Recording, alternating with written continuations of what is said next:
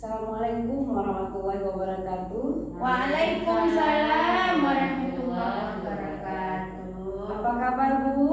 Alhamdulillah sehat Bu. Sehat? Sehat Ya Bu. Alhamdulillahirobbilalamin. Segala puji bagi Allah yang telah meluangkan kita waktu, kesempatan, kesehatan sehingga kita bisa berkumpul lagi Bu ya. Udah lama juga Bu kita nggak jumpa ya. Iya Bu. Udah sebulan aja. Ada. Jadi bulan lalu kita belajar tentang apa Bu? Tentang Lupa Bu ya. Oh ini kayaknya kekerasan pada anak maksudnya. Ya, kita juga udah belajar tentang kekerasan pada anak. Kemudian bulan kemarin juga kita udah belajar tentang Gizi. disabilitas. Oh iya disabilitas. Gizi udah juga sebelumnya Bu ya. Iya. Udah banyak ya yang kita bahas Bu ya. Alhamdulillah. Kita udah sharing banyak pengalaman dari ibu-ibu, dari ibu ini ke ibu ini ya. Alhamdulillah kita punya kesempatan untuk saling bertemu, saling berbagi. Perkenalkan dulu Bu, nama saya Safrina, saya pendamping PKH Kota Banda Aceh. Jadi saya di sini bukan berarti berdiri di depan udah pintar dari ibu-ibu. Ya. Malah saya belajar dari ibu-ibu. Saya yakin ibu-ibu ini lebih berpengalaman, ya. Sudah banyak makan asam garam. Makanya saya berdiri di sini bukan ingin jadi guru, bukan ingin menggurui, tapi ingin belajar sama ibu-ibu. Baiklah, setelah saya kenalan, saya juga pengen juga lah Bu tahu nama ibu-ibu semua. Ya Bu. Silakan Bu. Ya, Assalamualaikum warahmatullahi wabarakatuh. Waalaikumsalam warahmatullahi Nama wabarakatuh. saya Bu Ani Pina, Bu Pina. Oh, Bu Saya Ani. kan pakai masker ini Bu Pina nggak tahu kan? Iya. Saya Bu Ani Pina. Ya. Alhamdulillah Bu Ani sehat Bu ya. Alhamdulillah sehat. Sehat. Ini ibu apa ya? Nama saya Bu Mina. Ibu Mina. Oh Ibu Mina pakai masker tidak kelihatan lagi Bu. Itu lah susah sekali kadang-kadang kan? Iya. Apalagi saya udah gemuk ini. Iya udah lebih sehat Bu ya. Alhamdulillah. Makan. Iya selama lockdown banyak makan Bu ya. Itu lah bisa kemana makan Iya. aja di rumah. Yang penting meskipun kita di rumah tetap bisa menghasilkan, tetap bisa berkarya Bu ya.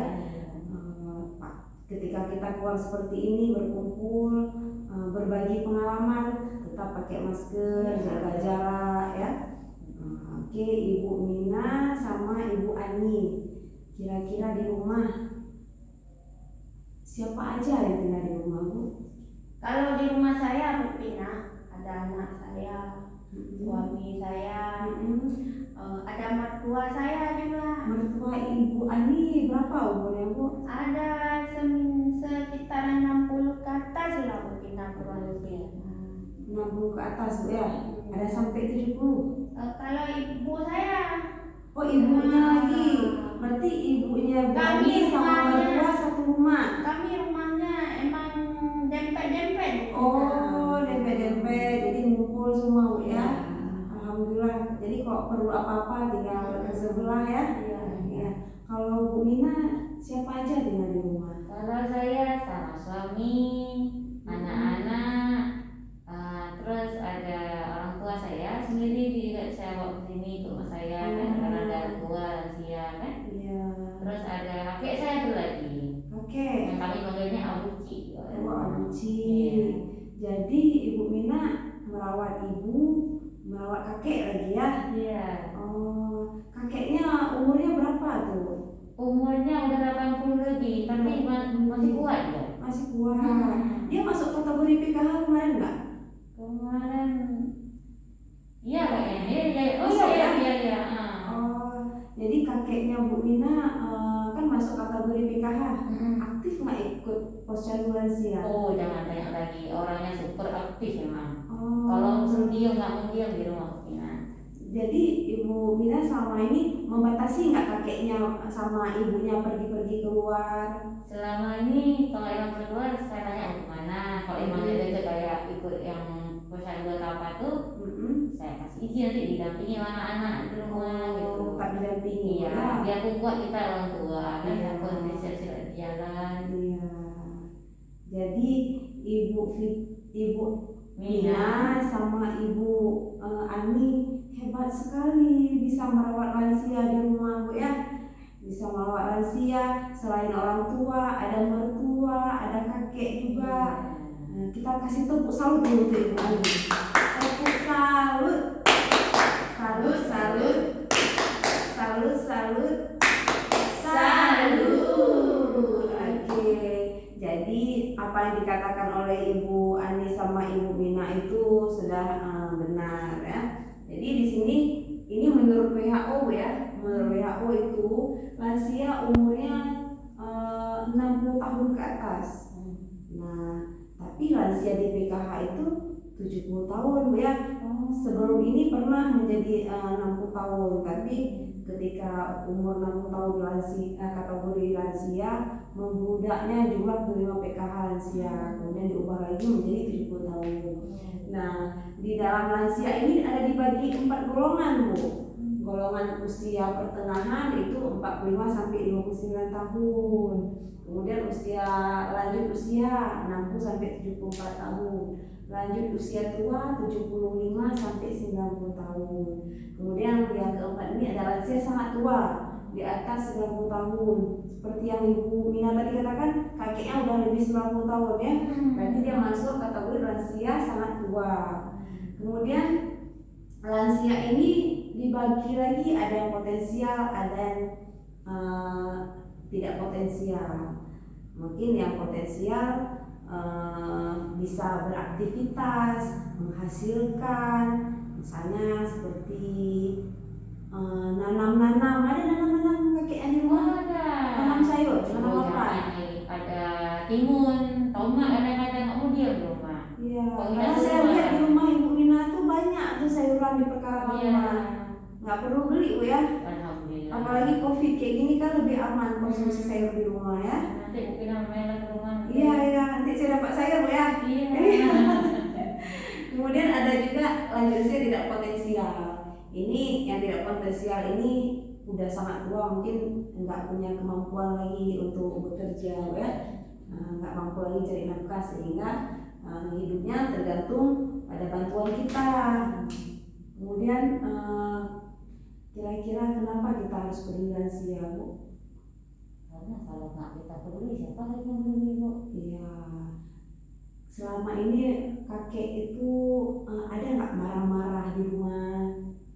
Sejauh marah mungkin, kalau marah kok kita larang-larang keluar gitu, Bu. Ya. Tapi sejauh emang yang kemana yang ngaji gitu, nggak masalah sih. Paling diantar aja anak-anak, nanti jemput gitu, biar saya aja kan.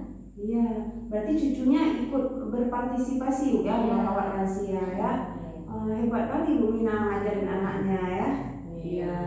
Emang kita harus peduli pada lansia. Emang kadang-kadang marah nggak menentu, Bu ya. Nah, lansia itu dia sensitif. Kita harus jaga perasaannya. Ada kala dia marah-marah, ada kala dia lempar barang. Kita harus kasih pengertian. Kalau ibarat orang tua, lansia itu Quran yang udah busuk, udah jelek, kita buang nggak bisa, kita manfaatkan juga nggak bisa, ya Bu. Jadi kita jaga baik-baik, kita pelihara dengan tulus hati dan ikhlas. Nah, kalau ibunya pernah sakit nggak, Bu? Pernah, tapi jarang, Bu. Jarang. Kalau kakek sakit? Kita bilang sakit.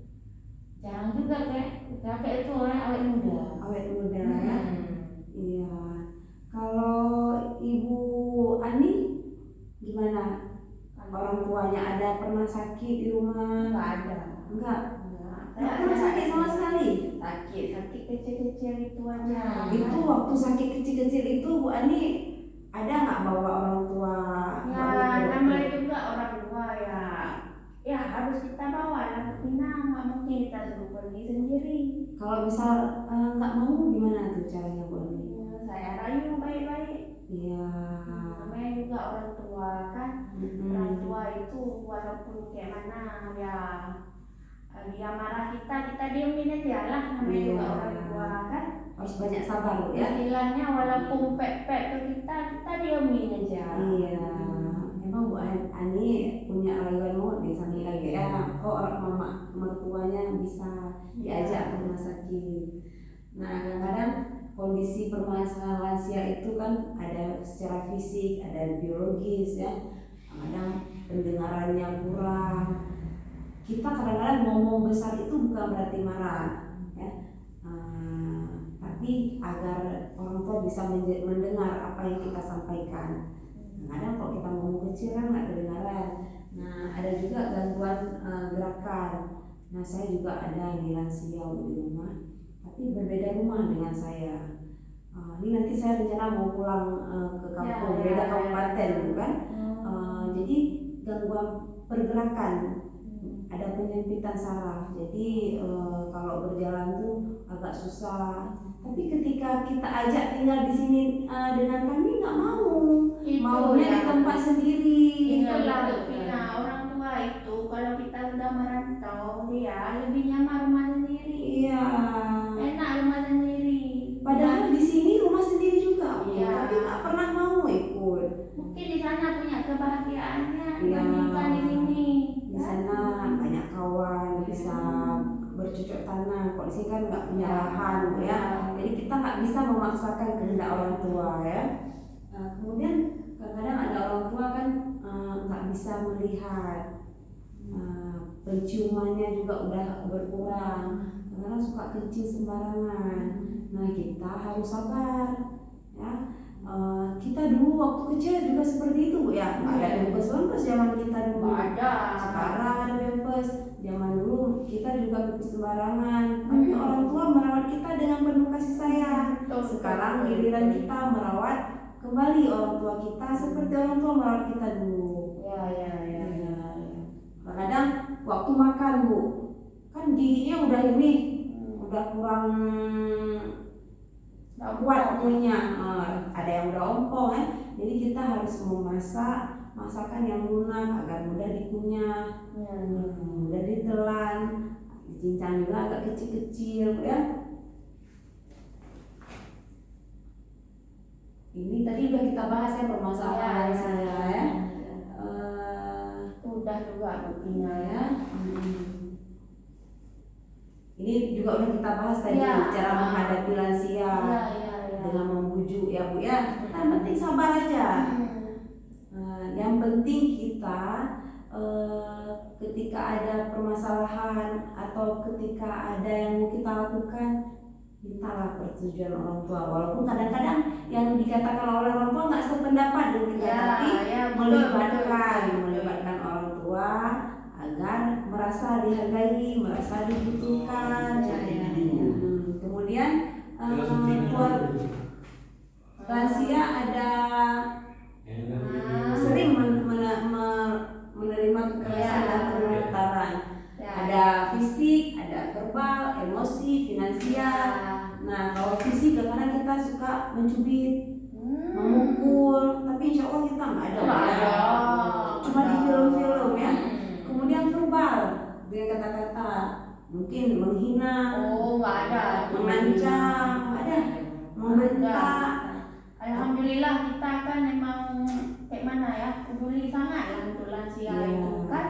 Karena kita udah ada ilmu agamanya, tahu cara menghormati. Walaupun nggak ada teori, emang kita kayak mana orang tua kan. Tapi pernah nggak ngancam orang tua kalau nggak mau minum obat nanti bisa ini lagi, bisa sakit lagi? Saya nggak pernah. Nggak pernah. Kalau bisa nggak mau minum obat gimana tuh? Tapi orang tua saya, kakek saya, ayah saya, itu kalau disuruh minum obat, malah kadang obat itu udah kayak permen sehari-hari. Iya, emang mantap kali bukan ini merawat lansia. Nah, ketika ada orang tua susah kita ajak untuk bisa minum obat, kita nggak perlu mengancam, kita beri pengertian ya, seperti yang kita bahas tadi. Kemudian ada juga kekerasan secara emosi. Nih saya pernah lihat lansia pergi berobat sendiri, nyesot-nyesot. Saya bawa ayah lagi, ayah saya sampai sedih, sampai nangis lihat orang tua itu. Dia punya anak, ada 6 anak, tapi nggak ada satupun yang menemani dia ke fasilitas kesehatan. ya. Jadi mudah-mudahan kita nggak ada. Nggak ada. Kemudian ada juga penyalahgunaan harta lansia, nanti diambil uangnya, nggak dikasih makan. Ya. Ada kita. Tetangga saya ada gitu Bu. Tetangga ya.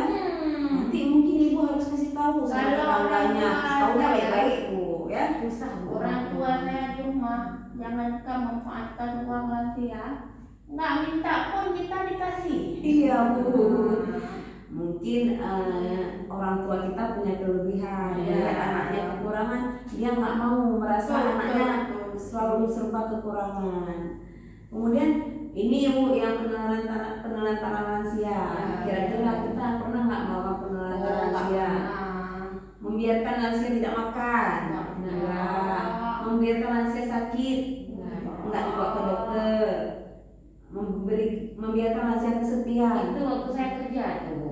Iya. Kan di sendiri di rumah kan. Kalau kita kok nggak kerja kan dari mana uang kita? Itu lah kan. Tapi orang tua ada ngerti kadang kita kasih apa jadi Ya, dari rumah mudah-mudahan orang tua kan. orang tua mengerti ya dengan Iya. pekerjaan kita. Bukan berarti kita ingin menelantarkannya, bukan kita ada ingin membiarkan sendiri, ya.